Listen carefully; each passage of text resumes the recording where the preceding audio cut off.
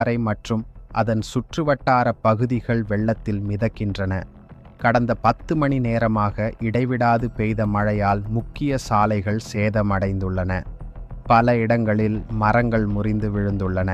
வாகன போக்குவரத்து முற்றிலும் பாதிக்கப்பட்டுள்ளது. பொதுமக்கள் அத்தியாவசிய பணிக்காக கூட வெளியே செல்ல முடியாமல் தவித்துள்ளனர். தீவிர மழையால் ஏற்படும் பாதிப்புகளை கட்டுப்படுத்த வால்பாறை நகராட்சியினர் மற்றும் காவல்துறையினர் இணைந்து நிவாரண நடவடிக்கைகளை மேற்கொண்டு வருகின்றனர். பல்வேறு பள்ளிகள் நாளைய தினத்திற்கும் விடுமுறை அறிவித்துள்ளன. கடைகள் பெரும்பாலும் மூடப்பட்டுள்ளன.